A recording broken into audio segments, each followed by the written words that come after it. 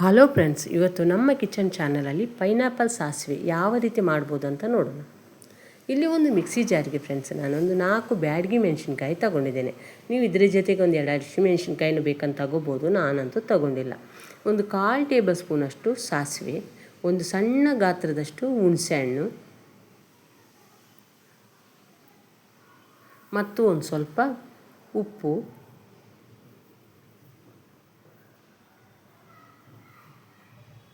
ಸ್ವಲ್ಪ ಬೆಲ್ಲ, ಅಂದರೆ ಪೈನಾಪಲ್ ಸ್ವಲ್ಪ ಹುಳಿ ಇರೋದರಿಂದ ಸ್ವಲ್ಪ ಬೆಲ್ಲ ಮತ್ತು 1-1.5 ಬೌಲಷ್ಟು ತೆಂಗಿನಕಾಯಿನ ಹಾಕ್ಕೊಂಡು ಇದಕ್ಕೆ ನೀರು ಹಾಕ್ಕೊಂಡು ತರಿಯಾಗಿ ರುಬ್ಕೋಬೇಕು ಫ್ರೆಂಡ್ಸ್. ನೈಸಾಗಿ ಅಲ್ಲ, ಒಂದು ಸ್ವಲ್ಪ ತರಿಯಾಗಿರಬೇಕು.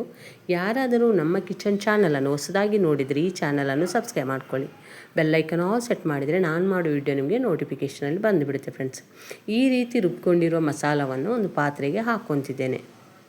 ನೀವು ಈ ಪೈನಾಪಲ್ ಜೊತೆಗೆ ನೀವು ಬೇಕಂದರೆ ದ್ರಾಕ್ಷಿ ಇರ್ಬೋದು, ಮಾವಿನ ಹಣ್ಣು ಬೇಕಂದರೆ ಹಾಕ್ಕೋಬೋದು ಫ್ರೆಂಡ್ಸ್. ನಾನು ದ್ರಾಕ್ಷಿ ಇರ್ಬೋದು, ಮಾವಿನ ಹಣ್ಣು ನನಗೆ ಸಿಕ್ಕಿಲ್ಲ, ಅದಕ್ಕೋಸ್ಕರ ನಾನು ಬರೀ ಪೈನಾಪಲಲ್ಲಿ ಈ ಸಾಸಿವೆನ ಮಾಡ್ತಿದ್ದೇನೆ ಫ್ರೆಂಡ್ಸ್.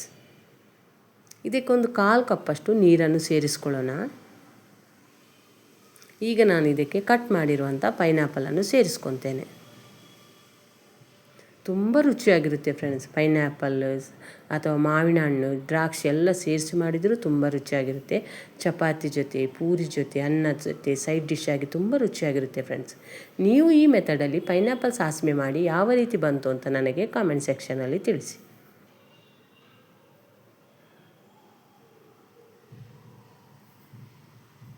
ಈ ಪೈನಾಪಲ್ ಹಾಕ್ಕೊಂಡ್ಮೇಲೆ ಒಂದು ಸಲ ಚೆನ್ನಾಗಿ ಮಿಕ್ಸ್ ಮಾಡ್ಕೋಬೇಕು. ಉಪ್ಪು ಏನಾದರೂ ಕಡಿಮೆ ಆಗಿದ್ದರೆ ಹಾಕ್ಕೋಬೋದು, ಅಥವಾ ಸ್ವಲ್ಪ ಸ್ವೀಟ್ನೆಸ್ ಜಾಸ್ತಿ ಬೇಕಂದರೆ ಸ್ವೀಟ್ ಇನ್ನೊಂದು ಸ್ವಲ್ಪ ಬೆಲ್ಲ ಹಾಕ್ಕೋಬೋದು ಫ್ರೆಂಡ್ಸ್.